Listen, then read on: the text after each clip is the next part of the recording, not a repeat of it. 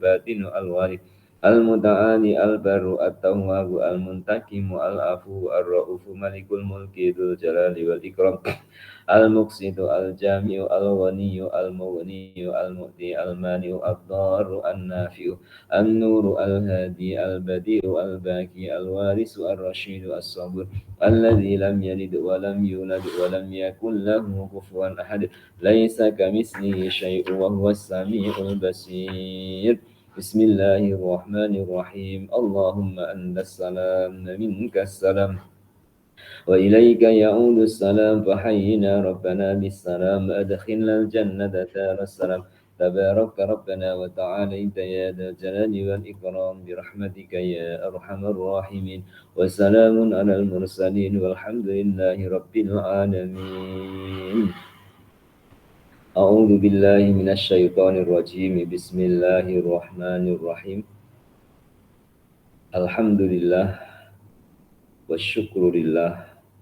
Rasa terima kasih kita kepada Allah, rasa syukur kita kepadanya. Pada pagi ini kita dapat bersama dalam pengajian kitab Riyadhus Shalihin. Kita dapat bersama mempelajari ayat-ayat Al-Quran dan hadis Rasulullah Shallallahu Alaihi Wasallam yang tersusun dalam setiap tajuk, setiap bab, setiap fasal. Pagi ini pasal As-Sidqu di muka surat 78 atau pasal Siddiq yang artinya benar. Ayat Al-Quran yang dikemukakan di awal pembicaraan dan penjelasan tentang As-Sidqu adalah surah At-Taubah ayat 119 yang berbunyi Ya ayyuhalladzina amanuttaqullaha wa kunu ma'as-shadiqin. Wahai orang-orang yang beriman, ittaqullaha, bertakwalah kamu kepada Allah. Wa kunu, dan jadilah kamu ma'as-shadiqin, bersama-sama orang yang sabar. Ayat ini saat kita berada di majlis hatiku atau halaqah tilawah Al-Quran, mendekati ayat ya ayyuhalladzina amanu, kita pernah menjumpai dan kita pun pernah mengkaji. Ada 3 suruhan Allah dalam ayat ini. Satu, seruan terhadap orang-orang yang beriman. Secara tidak langsung, seruan ya ayyuhalladzina amanu adalah hamba-hamba Allah, yakni manusia. Jadilah orang yang beriman. Disertai dengan apa? Seruan yang kedua, orang yang beriman yang takut atau yang bertakwa kepada Allah. Seruan yang ketiga, wa kunu ma'as-shadiqin, beriman, bertakwa, dan bersama-sama orang-orang yang benar. Ayat ini wa kunu artinya jadilah kamu. Berusaha untuk menjadi benar dengan berkawan terhadap orang-orang yang benar. Sebagaimana kisah orang yang membunuh 100 orang. Ketika ia bunuh 99 orang, ia ingin bertaubat. Kemudian jumpa dengan guru, jumpa dengan orang alim, mengadu keadaannya yang telah melakukan dosa membunuh orang, diberi jawaban, adakah aku bisa bertaubat? Jawaban dari guru yang ditanya menjawab tidak. Akhirnya guru itu dibunuh sehingga genap 100. Kemudian jumpa lagi dengan tuan guru dan bertanya hal yang sama, saya telah buat dosa yang sekian-sekian atau demikian-demikian,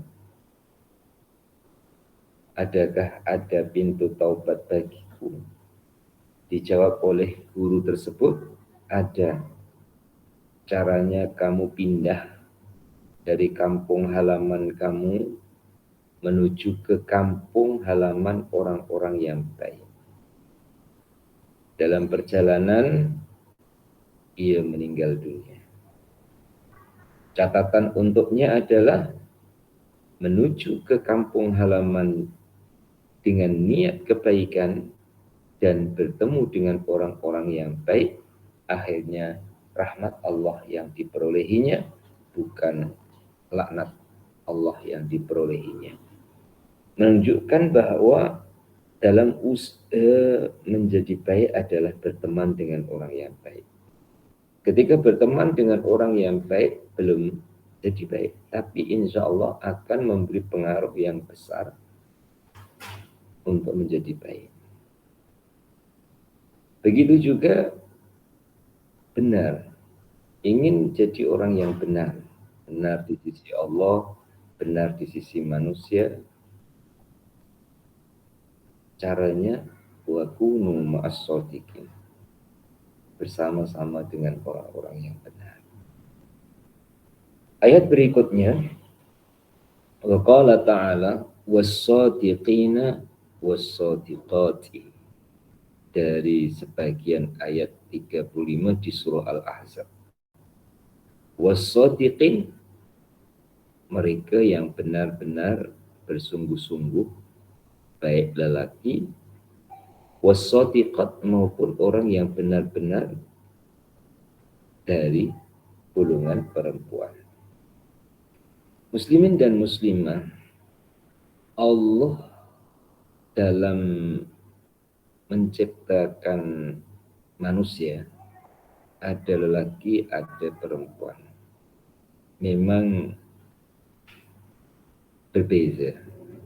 Dalam arti atas kehendak Allah Ta'ala seseorang itu menjadi lelaki, atas kehendak Allah jadi perempuan.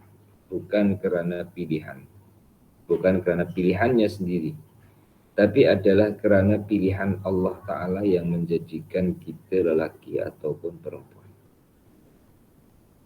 Sehingga saat melihat perbezaan akan menemukan perbezaannya, saat mencari persamaan akan menemukan persamaannya. Rukun Islam yang kelima, kewajiban haji. Kemudian saat ini untuk pergi haji harus tunggu sekian puluh tahun urutannya, dan akhirnya sebagian dari jamaah atau sebagian dari umat Islam mengambil peluang untuk umrah. Kita perhatikan bahwa saat tawaf itu ya lelaki, ya perempuan di dataran Ka'bah. Beza dengan sholat, ruangan perempuan lain, ruangan lelaki lain. Di waktu tawaf, lelaki perempuan di tempat yang sama, berpeluang yang sama, menyembah Tuhan yang sama. Jadi saat kita lihat perbezaan antara lelaki dengan perempuan, kita akan menemukan bezanya karena Allah memang membezakan. Tapi di satu sisi kita lihat persamaan juga akan nampak adanya persamaan. Persamaan sebagai hamba Allah, persamaan untuk berbuat baik karena Allah, persamaan untuk benar di sisi Allah. Sampai dalam syariat tawaf, lelaki perempuan kadang apabila sesak jamaahnya banyak, jumlah yang tawaf itu berdesak-desakan, dan itu lelaki perempuan. Nah, kembali ke ayat ini, Allah sebut juga dua-duanya, ya lelaki ya perempuan. Wasodiqina wasodiq. Walaupun tetap seorang wanita dengan fitrahnya sebagai wanita, seorang lelaki dengan fitrahnya sebagai lelaki. Apabila kita perhatikan lagi, para nabi, para rasul tidak ada perempuan, semua lelaki. Dan itu juga bukan berarti tidak seimbang, tapi Allah memposisikan. Allah memposisikan. Seperti sholat. Imam bagi lelaki adalah lelaki. Imam bagi perempuan adalah lelaki. Tidak boleh perempuan imam menjadi imam bagi lelaki. Itu Allah memposisikan, bukan Allah tidak adil. Allah meletakkan aturannya sesuai dengan posisi, sesuai dengan keadaan ciptaan tersebut. Dalam ayat Al-Quran membezakan lelaki dan perempuan, salah satunya ar-rijalu qawwamuna 'alan nisa. Lelaki itu qawwamun, lebih kuat, atau qawwamuna diartikan berkuasa. Ya, melihat kepada susunan ayatnya bahwa seorang lelaki diberi kelebihan. Seorang lelaki diberi kelebihan oleh Allah Ta'ala alan nisa'i, atas perempuan. Tapi pada ayat lain juga Allah Subhanahu wa Ta'ala menunjukkan kelebihan perempuan. Seperti nama surah. Itu tidak ada nama surah Ar-Rijal, tapi ada nama surah An-Nisa. Maka sebelum saya teruskan di ayat berikutnya atau hadis berikutnya, kita terima lapang dada sebagai lelaki atas pilihan Allah Ta'ala, sebagai perempuan juga atas pilihan Allah Ta'ala. Semoga kita dapat menghambakan diri kita kepadanya sebagaimana Allah Subhanahu wa Ta'ala menghendaki kita menjadi manusia, baik laki maupun perempuan. Selanjutnya, wa qala ta'ala, falau sadaqullaha lakana khairan lahum. Andaikan mereka benar terhadap Allah, niscaya lebih baik bagi mereka. Surah Muhammad ayat 21.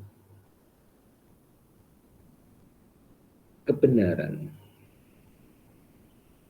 menuju Allah Tuhan yang Maha Benar. Kita kenali Allah, Ismul A'zamnya, nama agungnya, dan kita kenali Allah Asmaul Husnanya, nama-nama baiknya. Tentu kita ingin dikasihi oleh Allah, disayangi oleh Allah, diampuni oleh Allah, dicukupi oleh Allah, dilindungi oleh Allah, ditolong oleh Allah. Allah kenalkan nama-nama baiknya. Mengenali nama baik yaitu Asmaul Husna yang sebentar tadi kita baca, menuju ke Allah, mendekat ke Allah, bertakarrub kepada Allah.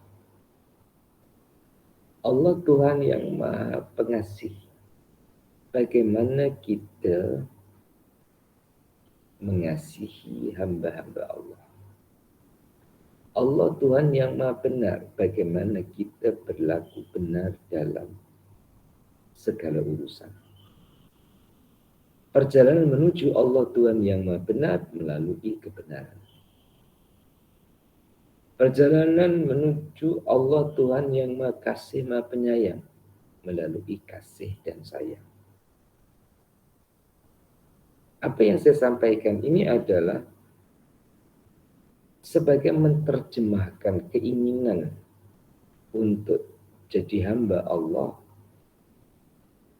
yang taat, patuh, tunduk, redha terhadap ketentuan-ketentuan Allah.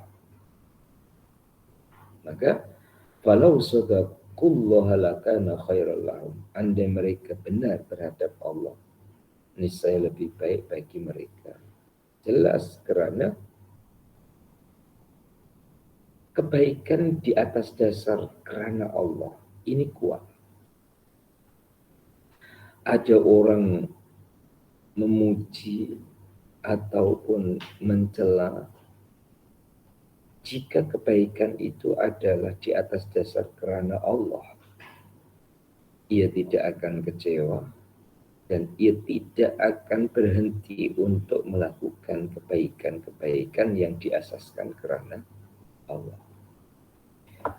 Diteruskan dengan beberapa hadis. Pertama, An Ibni Mas'udin radhiyallahu anhu anin Nabi sallallahu alaihi wasallam. Qala inna sidqa yahdi ilal birri wa innal birra yahdi ilal jannati wa innar rajula la yastuku hatta yuktaba indallahi siddiqan wa innal kadhiba yahdi ilal fujuri wa innal fujura yahdi ilan nar wa innar rajula la yakzibu hatta yuktaba indallahi kazzaban, yang artinya dari Abdullah bin Mas'ud radhiyallahu anhu, beliau berkata bahwa baginda bersabda, sesungguhnya kebenaran itu membawa kepada kebaikan, yakni taat, dan kebaikan itu membawa ke surga, dan seseorang membiasakan dirinya berkata benar hingga tercatat di sisi Allah siddiq, dan dusta membawa kepada, di sini tertulis lacun, ya. Ini saya gantikan dengan bahasa yang biasa digunakan bersama, ya. Wa innal kaziba yahdi ilal fujur. Sesungguhnya dusta itu membawa kepada kehancuran, sedangkan kehancuran membawa kepada dusta membawa kepada keburukan, keburukan membawa kepada neraka. Wa innar rajula la yakzibu hatta yuktaba indallahi kazzaban. Dan seorang yang suka berdusta hingga tercatat di sisi Allah sebagai pendusta. Diriwayatkan oleh Imam Bukhari dan Muslim.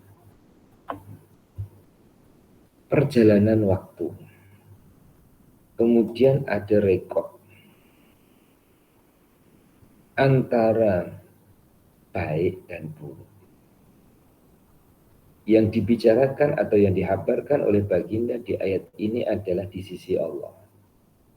Kalau di sisi manusia mungkin benar, mungkin salah.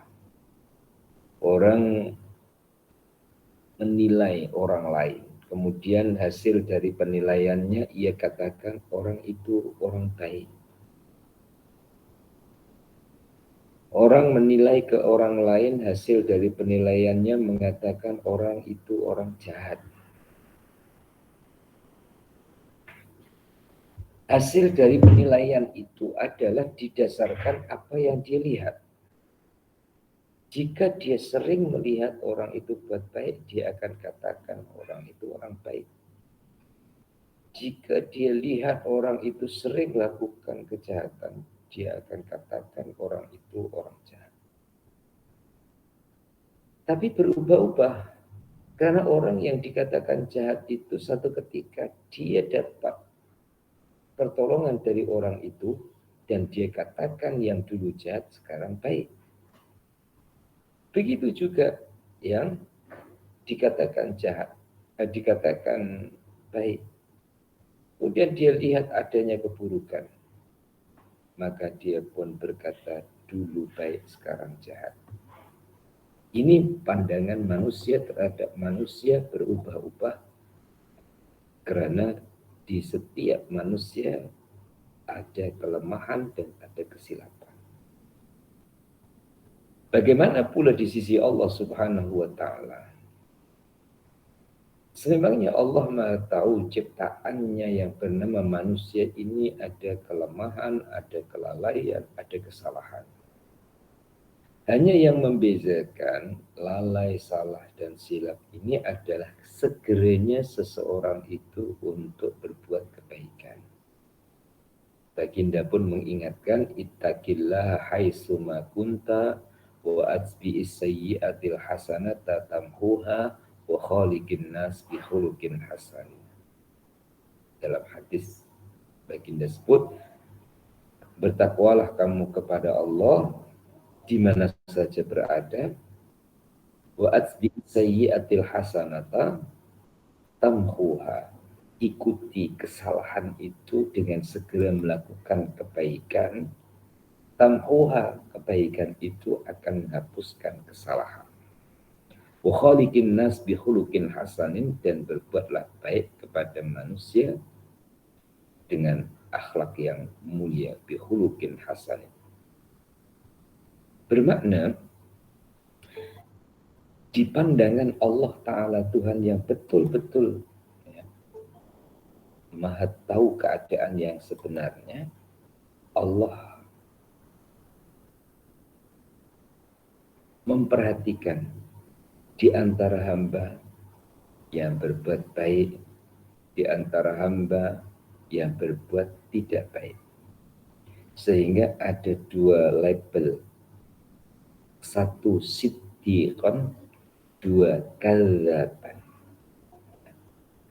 Andaikan kita disuruh untuk memilih, kita pasti pilih jadi orang baik, jadi orang benar. Pilihan itu tidak mustahil, akan ada pada kita dengan latihan tahap demi tahap, sedikit demi sedikit.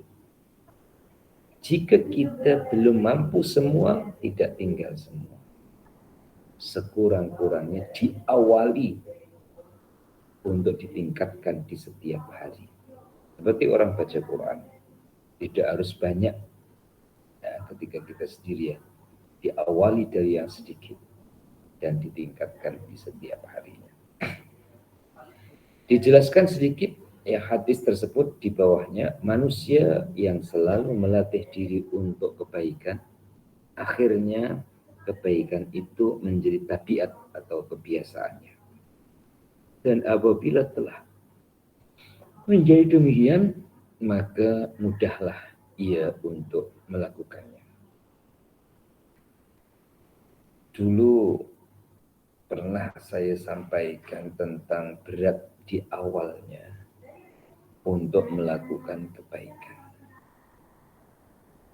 yang perlu paksaan hinggalah paksa rela ataupun sampai ke peringkat sukarela. Awal melakukan kebaikan berat, karena diteruskan hingga jadi kebiasaan, maka akan terasa ringan. Dicontohkan kereta api. Kereta api itu awal perjalanan, awal pergerakan berat, tapi setelah jalan itu ringan. Ya karena ada relnya, maka yang disebut rel kereta api atau jalan kereta api, jalan khusus. Ya. Sehingga awalnya berat karena dibiasakan menjadi ringan, itulah yang dikatakan jadi tabiat melakukan kebaikan.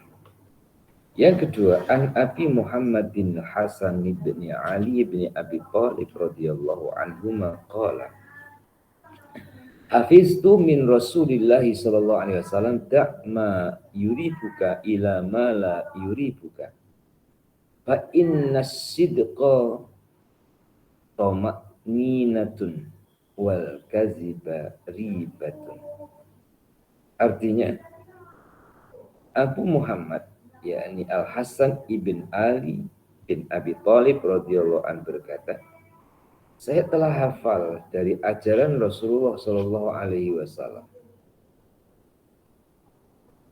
Ajaran baginda yang beliau hafalkan atau hafal, tinggalkan apa yang kau ragu-ragukan kepada apa yang tidak engkau ragu-ragukan, yakni kerjakan apa yang tidak engkau ragu-ragukan. Sesungguhnya kebenaran membawa ketenangan dan dusta menimbulkan keraguan-raguan.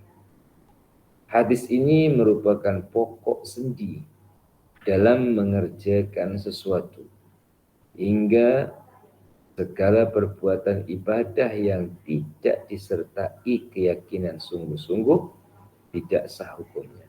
Maka harus semua yang dikerjakan itu benar-benar menurut perintah Allah atau Rasulullah Shallallahu Alaihi Wasallam. Jamaah pengajian Riyadhus Shalihin yang dikasihi dan semoga dirahmati oleh Allah Ta'ala. Hadis ini kita perolehi juga di kitab hadis 40 yang disusun oleh Imam An-Nawawi. Melakukan perkara yang diyakini dan meninggalkan perkara yang diragui. Ternyata dikaji ada hubungannya antara kebaikan dan keburukan dalam hal keraguan dan keyakinan. Kebaikan itu akan dirasakan satu keyakinan, sedangkan keburukan itu satu keraguan. Contoh, ya. Kita dalam hubungan dengan Allah Subhanahu wa Ta'ala, secara khususnya gitu, diatur sholat subuh 2, sholat zuhur 4, dan seterusnya dan seterusnya. Pernah terjadi keraguan dalam jumlah rakaatnya. Ini rakaat yang ketiga ke rakaat yang keempat. Tapi walaupun berada dalam keraguan, tahu ilmunya, jika ragu pada rakaat yang ketiga, apakah ia rakaat yang keempat, yakini itu rakaat yang ketiga. Karena otomatis jika diyakini itu rakaat ketiga, dia akan nambah rakaat yang keempat dan jumlah rakaatnya pasti mencukupi. Ia yakin karena hubungannya adalah dengan kebenaran. Begitu juga sebaliknya, ia ragu karena hubungannya adalah dengan keburukan. Dan ini erat dalam hati setiap manusia, antara kebaikan dan keburukan, antara keyakinan dan keraguan-raguan. Maka di akhir hadis ini disebut inna sidqa tama'ninatun, jujur ataupun benar itu menenangkan. Wal kadziba ribatun, dusta itu menimbulkan keraguan-raguan. Selanjutnya, An Abi Sufyan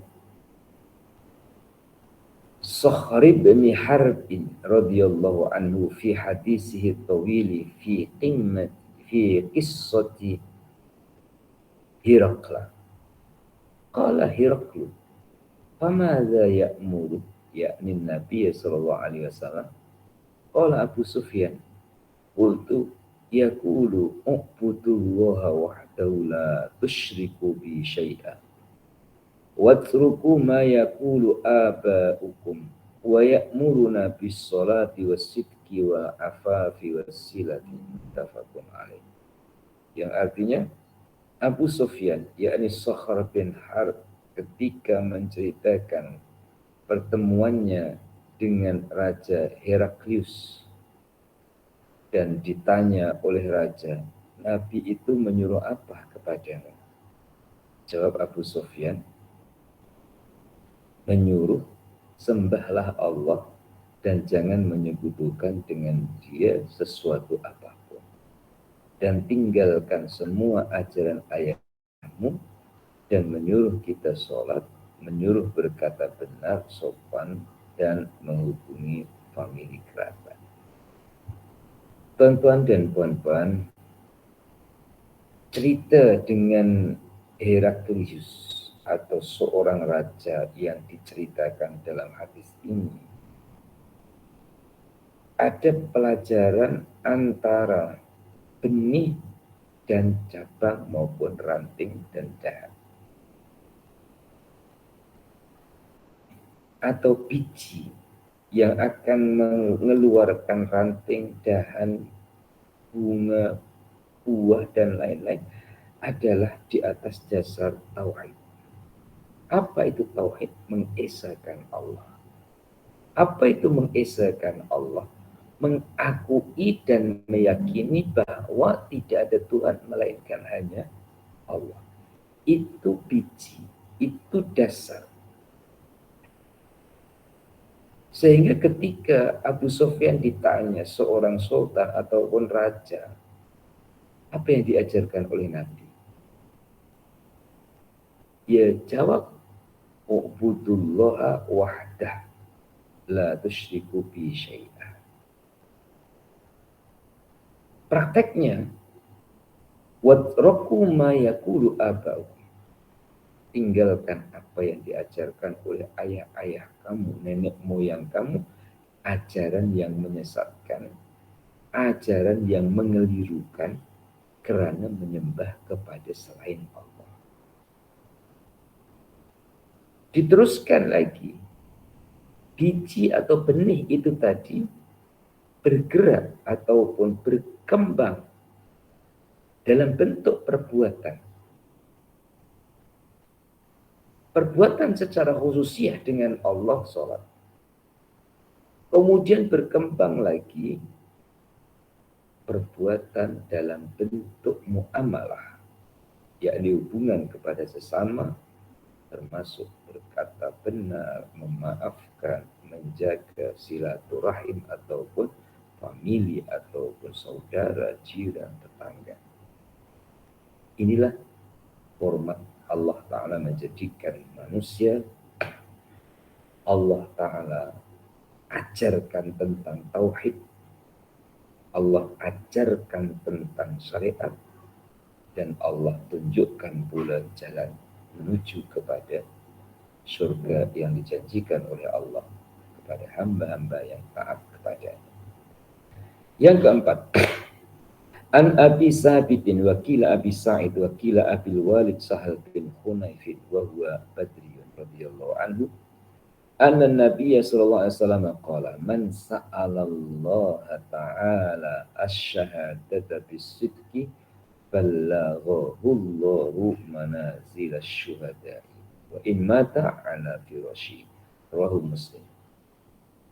Dari Sahal bin Hunayf, beliau berkata bahwa Nabi SAW bersabda, siapa yang minta kepada Allah mati syahid dengan sungguh-sungguh, niscaya Allah akan menyampaikannya ke tingkat orang mati syahid, meskipun mati di atas ranjang ataupun tempat tidur. Diriwayatkan oleh Imam Muslim dan dijelaskan hadis ini menunjukkan kebesaran kurnia Allah dan tidak terikat oleh kejadian lahiriah saja, hingga kesungguhan niat dalam hati akan diberi nilai yang sama dengan praktik meskipun tidak dipraktekkan. Gitu. Semoga tidak mengelirukan apa yang dijelaskan dalam menjelaskan hadis Rasulullah Shallallahu Alaihi Wasallam. Begini, Allah Ta'ala tanamkan kehendak dalam diri manusia. Allah tanamkan keinginan. Ada keinginan itu disalurkan melalui nafsu, menginginkan sesuatu yang menyenangkan. Ada keinginan yang disalurkan melalui iman. Melalui iman itu akan berjalan menuju kepada kebenaran. Ini di atas dasar ingin, dan keinginan itu pun dari Allah. Maka orang yang ingin mati syahid, yang dalam hadis ini, kemudian ia bersungguh-sungguh berdoa, dan ia bersungguh-sungguh dalam membuktikan doa yang ia minta, Allah akan sampaikan padanya, Ballaghallahu manazil syuhada. Kedudukan orang yang mati syahid itu akan diberikan oleh Allah Ta'ala kepadanya walaupun ia meninggal di atas tempat tidurnya. Bermakna kesungguhan yang dinyatakan dalam bentuk permohonan, kesungguhan yang dinyatakan dalam bentuk perbuatan.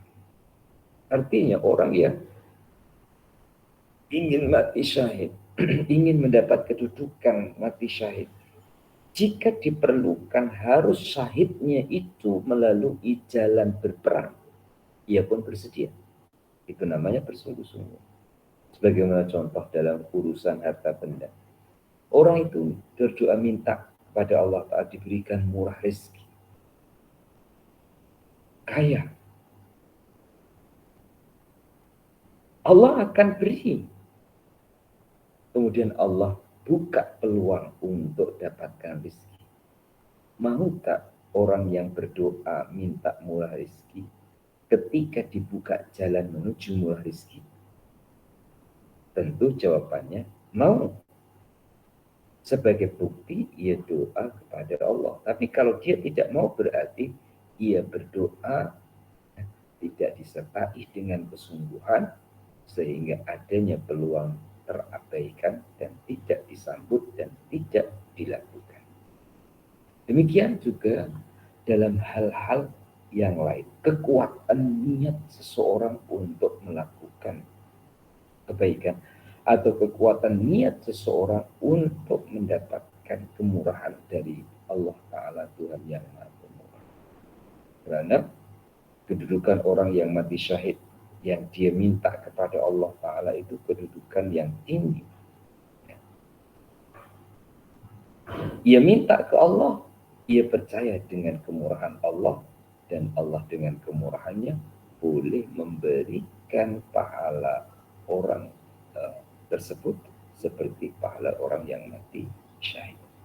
Yang kelima, an Abi Hurairah radhiyallahu anhu qala Rasulullah sallallahu alaihi wasallam, ghaza nabiyyun minal anbiya'i salawatullahi wassalamuhu alaihim faqala liqaumi la yatsba'ni rajulun malakun bud'am ra'atin wa huwa yuridu an bayn niya biha walamma bayni biha wala ahadun bana buyutan lam yarfa' suqufuha wala ahadun ishtara ghanaman aw khalifatin wa huwa yantaziru awladah faghaza fadana minal qaryati salatal asri aw qariban min dhalika faqala lisyamsi innaki ma'muratun wa ana ma'mur Allahumma hbisha alaina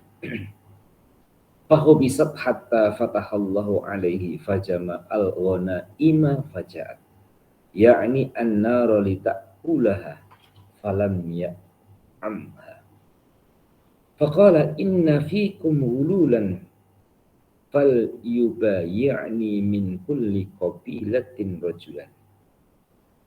Fala ziqat yadu rajulin biyadihi faqala fikumul ghululu fal yubayi'ni qabilatuka. Fala ziqat yadu rajulaini aw salasatin biyadihi faqal fikum al-ghululu faja'u bi ra'si misli ra'si baqaratin minaz zahabi fawadu'aha faja'at an-naru akaltaha falam tahillal ghanaimu li ahadin qablana summa ahallallahu lana al-ghanaima lamma ra'a dha'fana wa ajzana fa ahallaha lana muttafaqun alaih.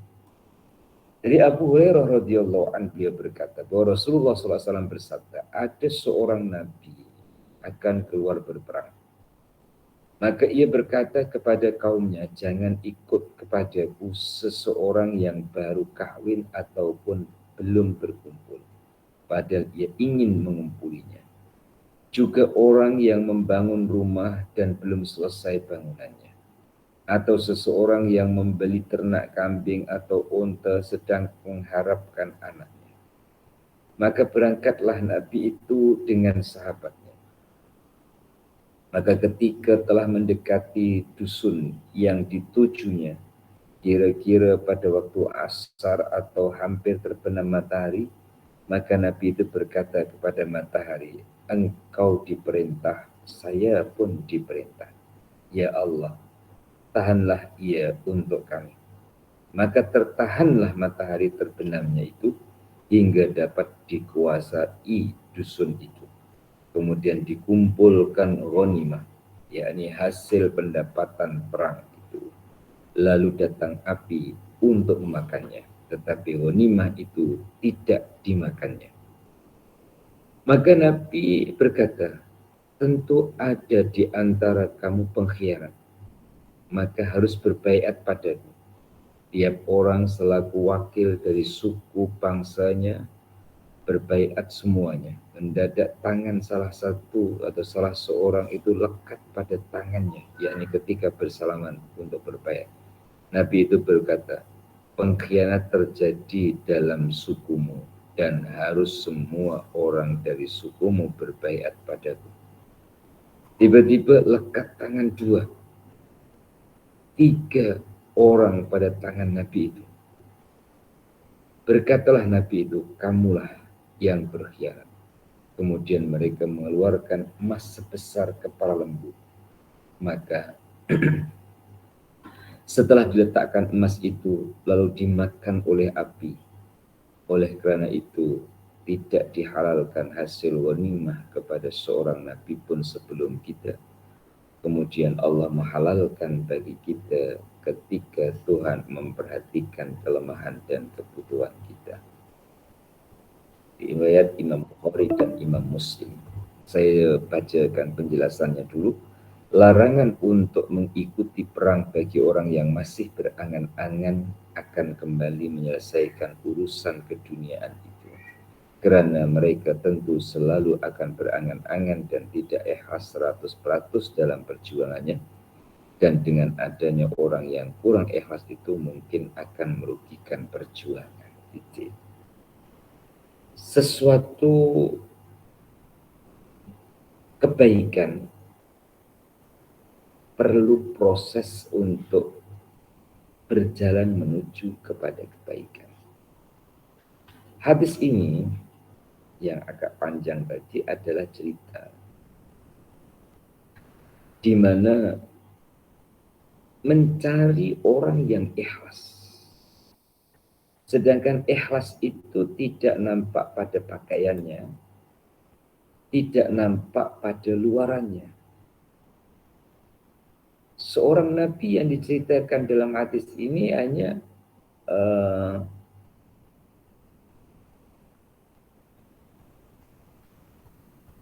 memberi rambu-rambu atau memberi gambaran kalau masih ada yang berkepentingan dengan kepentingannya, tak payah ikut. Ya, terus saya ringkaskan demikian. Akhirnya Nabi ditemani oleh sahabat. Sehingga dari sahabat yang ikut, ini akan tersaring dengan sendirinya, tertapis ketika melihat atau mendapat ghanimah. Apa itu ghanimah? Harta rampasan. Siapa yang curang dan siapa yang jujur. Siapa yang tujuan berperangnya adalah kepada harta rampasan, siapa pula yang tujuan perangnya adalah lillahi ta'ala, karena Allah dan Rasul. Di akhir cerita ataupun hadis ini tadi adalah tentang hukum Allah. Allah membahagikan hukum ghanimah. Kemudian di Al-Quran Allah sebut Al-Anfal, yang artinya juga harta rampasan. Ghanimah artinya harta kekayaan dari harta rampasan. Itu Allah subhanahu wa ta'ala mengatur. Allah dan Rasulnya yang mengatur. Kepada si fulan, kepada si fulan, kepada si fulan. Tapi karena curang, karena dikuasai dengan kekhawatiran, akhirnya ada dari sebagiannya itu mengambil harta ghanimah tanpa sepengetahuan Nabi. Dan pada akhirnya diketahui ya, kecurangan dan kedustaan yang dilakukan oleh orang itu. Dalam mempelajari ataupun mendengar hadis-hadis di bab ini, selalu kita sertai dengan harapan dan doa kepada Allah. Kita itu juga belum tentu benar 100%. Belum tentu ikhlas 100%. Namun kebenaran atau keikhlasan kita itu semoga bertambah umurnya, bertambah tahapannya. Walaupun belum mencapai yang peringkat tinggi, setidak-tidaknya atau sekurang-kurangnya dengan belajar atau dengan mendengar ayat-ayat Al-Quran, hadis Rasulullah, berkahnya itu yakin kita bertambah, ragu kita berkurang, kebaikan kita bertambah, keburukan kita berkurang. Walaupun kita tidak akan boleh keluar dari sifat keaslian manusia yang kadang baik, kadang tidak baik, kadang ingat, kadang lupa. Ya. Diteruskan yang terakhir, an Abi Khalidin Hakim bin Hizam radhiyallahu anhu aslama ama fathi wa abuhu min sadati Quraisy jahiliyatan wa islaman. Qala Rasulullah sallallahu alaihi wasallam al-bi'ani bil khiyari ma lam yatafarraqa fa in sadaqa wa bainana burika lahuma fi bai'ihima wa in katama wa kadzaba tuhiqqat barakatu bai'ihima. Muttafaqun alaih. Yang artinya dari Abu Khalid, namanya Hakim bin Hizam, dia berkata bahwa Rasulullah bersabda, penjual dan pembeli keduanya bebas, belum terikat selagi mereka belum berpisah. Maka jika benar dan jelas keduanya diberkahi jual beli itu, tapi jika menyembunyikannya dan berdusta, maka terhapus berkah jual beli itu. Diriwayatkan oleh Bukhari dan Muslim. Ya, artinya selama keduanya belum berpisah dari majlis itu, maka keduanya masih bebas menjanjikan atau membatalkan jual beli itu. Tapi bila telah berpisah, maka keadaannya sebagaimana yang telah diputuskan ketika akan berpisah itu, dan masing-masing terikat oleh keputusan bersama itu. Muamalah hubungan dengan sesama. Salah satunya adalah jual beli, ya. Ataupun al-bi'an, artinya ada penjual, ada pembeli, ada barang yang dijual. Berarti tiga: penjual barang, pembeli barang, ketiga adalah barangnya. Telah disepakati penjual menjual, telah disepakati pembeli membeli. Menjual apa dan membeli apa? Membeli barang yang disepakati oleh keduanya. Ini jual beli terjadi antara penjual dan pembeli selagi masih berada di tempat itu, artinya di transaksi itu masih bebas, artinya tidak ada keterikatan harus dibeli atau harus dijual. Boleh juga yang menjual menarik kembali, tak jadi jual. Boleh jadi orang yang membeli menarik kembali, tak jadi beli. Kemudian apabila sudah keluar daripada majlis, barang sudah dibawa oleh pembeli. Jika dalam jual beli itu di atas dasar kejujuran, maka berkah. Tapi kalau sebaliknya atas dasar kecurangan ataupun dusta, maka tidak berkah. Tandanya, sekarang tandanya, barang yang kita beli berkah pada pembeli, kadang tidak berkah pada penjual. Kadang berkah pada penjual, tak berkah pada pembeli. Kadang dua-duanya, berkah pada penjual dan berkah pula pada pembeli. Atau sebaliknya, tidak berkah pada penjual, tidak berkah pada pembeli. Ternyata itu ada faktor, ya, ada unsur bagaimana saat jual beli, saat transaksi, saat ketemu, saat bermuamalah. Sehingga kadang dalam resit itu ada tulisan barang yang sudah dibeli tidak boleh dikembalikan. Ya.